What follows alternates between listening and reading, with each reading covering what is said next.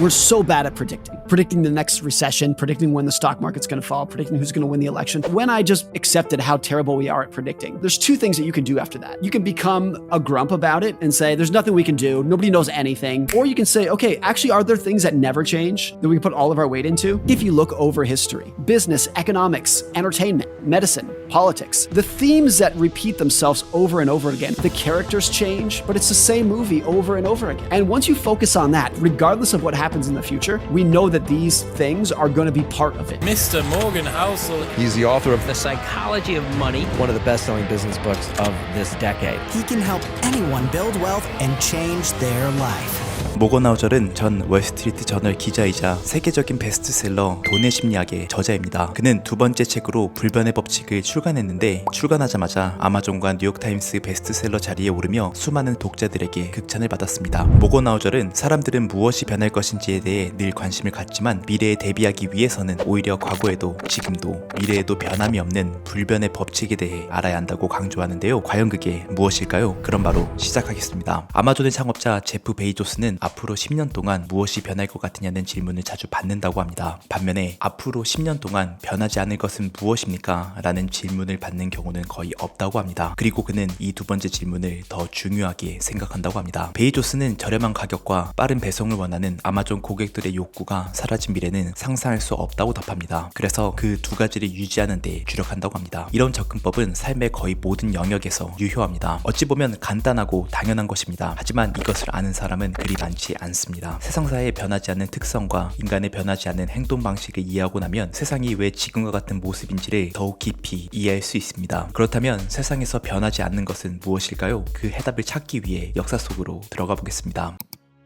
역사를 보면 세상이 얼마나 아슬아슬한 곳인지 깨닫게 됩니다. 때로 역사의 흐름을 바꾼 중대한 사건은 예상치 못한 변수나 별 생각 없이 내린 결정 때문에 일어났습니다. 이는 경이로운 결과를 낳기도 하고 비극을 불러오기도 합니다. 1776년 롱아일랜드 전투는 조지 워싱턴이 이끈 대륙군에게는 재앙이었습니다. 1만 명 병력의 대륙군이 배 400척의 함대를 거느린 영국군에게 대패했기 때문입니다. 사실 그보다 훨씬 더 나쁜 결과를 맞을 수도 있었습니다. 영국 해군이 이스트강 상류로 올라갔다면 워싱턴의 대륙군은 전멸했을 것입니다. 하지만 그런 일은 일어나지 않았습니다. 바람이 도와주지 않아 영국 해군이 이스트강 상류로 올라갈 수 없었기 때문입니다. 역사학자 데이비드 맥컬로프는 인터뷰에게 이렇게 말했습니다. 만일 1776년 8월 28일 밤에 바람이 반대 방향으로 불었다면 모든 게 끝났을 것입니다. 만약 그랬다면 미국이 탄생할 수 없었다는 뜻입니까? 그렇습니다. 고작 바람 하나 때문에 역사가 바뀐 거네요? 맞습니다. 미국 뉴욕을 출항해 영국 리버풀로 향하던 대형 여객선 루시타니오의 선장은 비용을 절약하기 위해 제4호 보일러실의 가동을 중단했습니다. 이 때문에 선박 속도가 느려져 전체 항해 날짜가 하루 늘어났습니다. 속도가 느려진 루시타니오는 독일 잠수함의 경로에 들어갔고 어뢰에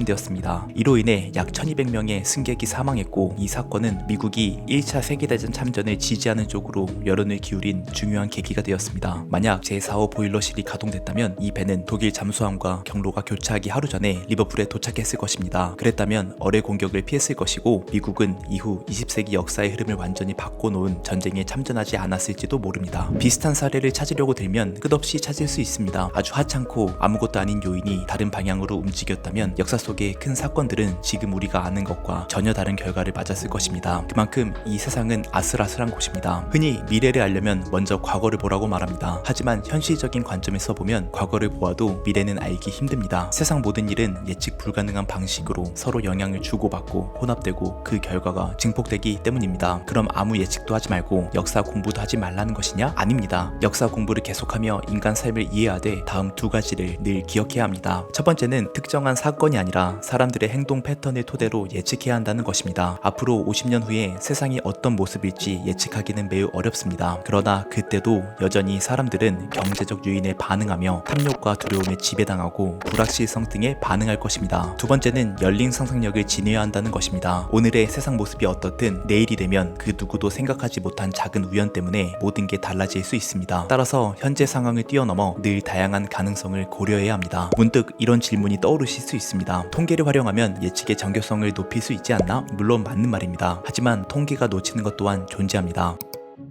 스프레드시트에 숫자를 입력하면 정확한 답이 나옵니다. 하지만 인간이 내리는 대부분의 결정은 그런 식으로 이루어지지 않습니다. 인간의 행동은 수학 공식이 아닌 감정과 호르몬에 지배당하기 때문입니다. 그리고 수치화하기 힘든 이 특성이 무엇보다 큰 영향력을 지닙니다. 영국의 경제학자 케인스는 경제와 시장이 기계처럼 정확하게 합리적으로 돌아가지 않는다고 말했습니다. 시장에도 영혼이 있고 감정이 있으며 케인스는 이를 야성적 충동이라 불렀습니다. 어떤 투자 대상이나 기업이든 현재의 숫자에 미래에 관한 스토리를 곱한 결과가 그것의 가치입니다. 숫자는 측정하고 공식화하기 쉽습니다. 그러나 스토리는 사람들의 희망과 꿈, 두려움, 불안, 집단 정체성 등이 기이하게 반영된 결과물일 때가 많습니다. 몇 가지 사례만 봐도 스토리의 힘이 얼마나 강력한지 알 수 있습니다. 2008년 9월 10일 리먼 브라더스의 재무 건전성은 양호해 보였습니다. 이 은행의 자기 자본 비율은 11.7%였습니다. 이는 이전 분기보다 높은 수치였습니다. 골드만삭스나 뱅크 오브 아메리카보다도 높았습니다. 그리고 72시간 뒤 리먼 브라더스는 파산했습니다. 그 3일 동안 변화한 유일한 것은 이 은행에 대한 투자자들의 신뢰였습니다. 그 신뢰가 모든 것을 좌우했습니다. 하지만 그것은 수치화하기도 모델을 만들기도 예측하기도 어려운 무언가였습니다. 전통적인 가치 모델로 계산할 수 없는 것이었습니다. 이와는 정반대의 경우도 존재합니다. 게임스톱은 2020년 시장에서 퇴출되기 직전이었습니다. 그런데 온라인 커뮤니티 레딧에 모인 투자자들 사이에 게임스톱에 대한 관심이 폭증했습니다. 이후 주가가 폭등했으며 이 기업은 어마어마한 자금을 확보했습니다. 가장 중요한 변수는 사람들 머릿속의 스토리였습니다. 그것은 측정할 수도 없고 미리 예상할 수도 없는 유일한 한 가지였습니다. 그렇기 때문에 결과를 논리적 계산으로 예측할 수 없는 것입니다. 이런 일이 일어날 때마다 사람들은 펀더멘탈 지표들이 무의미해지는 것을 보며 충격에 빠지고 흥분합니다. 그러나 세상은 늘 그래왔습니다. 측정할 수도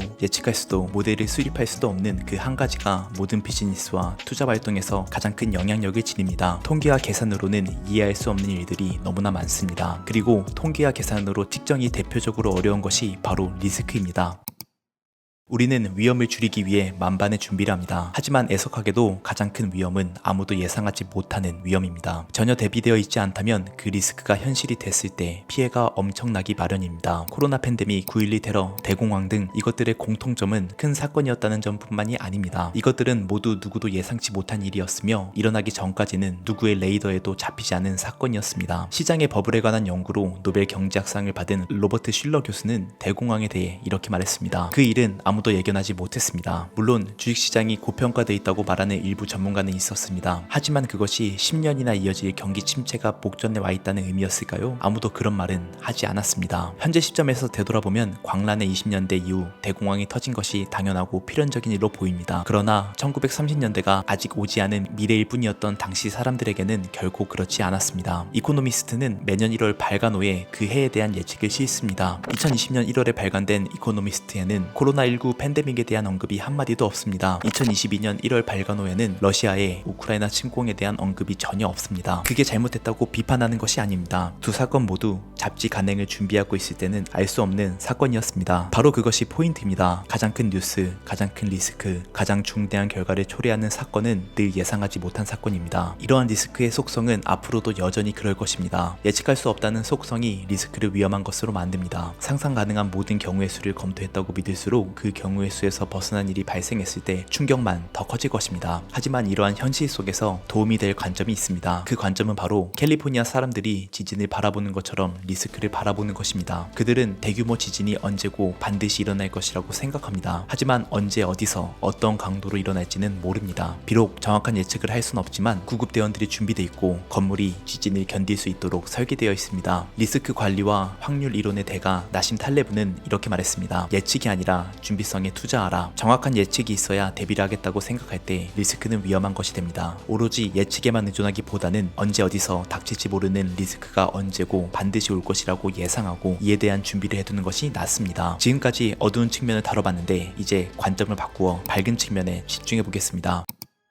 대부분의 놀라운 성공이나 성취는 작고 하찮은 뭔가가 쌓여 특별한 것으로 변할 때 일어납니다. 이를 극적으로 보여주는 예는 바로 진화입니다. 진화는 단세포 유기체를 이 영상을 보는 현재의 인간으로 진화시켰습니다. 진화의 놀라운 힘은 무려 38억 년 동안 유리한 특성을 선택해왔다는 점에 있습니다. 진화가 우리에게 주는 교훈은 누적되는 시간의 복리 효과입니다. 아주 사소한 변화라도 38억 년 동안 쌓이면 마법이라 불러도 좋을 만한 결과물이 나옵니다. 하지만 사람들은 복리의 효과를 무시하곤 합니다. 물리 물리학자 엘버트 바틀릿은 말했습니다. 인류의 가장 큰 단점은 지수함수를 제대로 이해하지 못하는 것이다. 이러한 단점은 세상의 많은 일에서 동일하게 나타납니다. 그리고 이것이 흔하게 목격되는 영역은 투자입니다. 사람들은 투자를 할 때 지금 당장, 올해 또는 내년의 성과에만 급급합니다. 그러나 진화의 교훈을 떠올리면서 조급하기보다는 투자 기간을 넉넉히 바라보며 장기적으로 생각해야 합니다. 복리효과에 숨겨진 수학을 이해한다면 우리가 던져야 할 중요한 질문은 어떻게 하면 최고 수익률을 달성할까가 아니라 내가 장기적으로 유지할 수 있는 최선의 수익률이 얼마일까입니다. 오랜 시간에 걸쳐 쌓인 작은 변화는 엄청난 변화를 만들어냅니다. 늘 그래왔습니다.